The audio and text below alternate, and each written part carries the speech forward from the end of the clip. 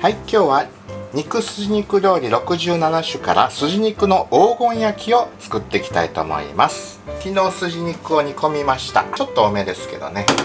筋を煮ただし汁ですね。上に油が溜まってます。これはラードとして取っといて、今日も油代わりに使いますね。はい、油の部分だけ外します。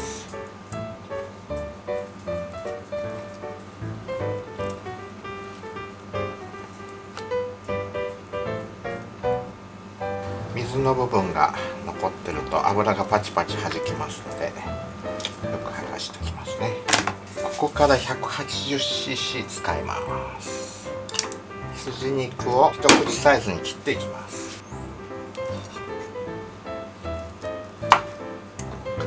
鍋に入れていきます。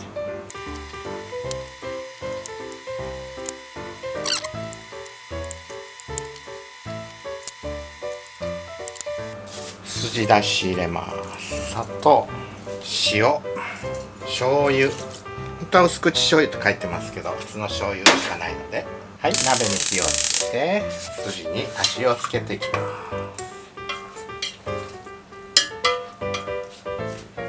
はい、だいたいこんなところでいいでしょう。薄味がつけばいいです。火を止めます。冷ましておきますね。ボウルに卵を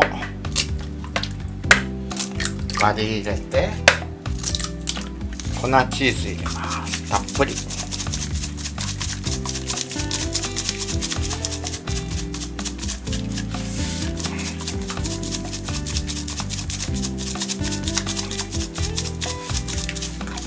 で混ぜます。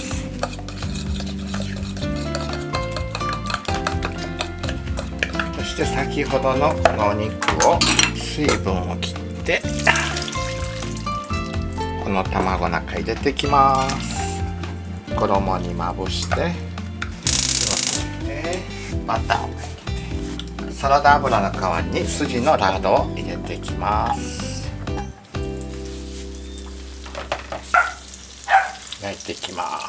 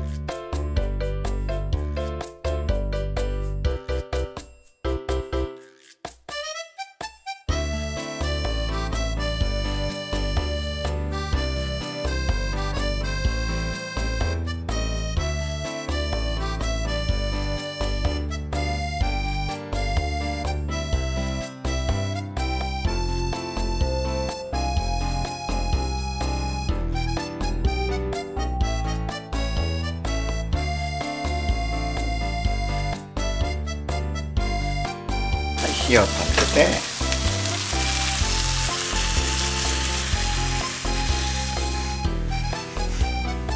はい、筋肉の黄金焼きの完成です。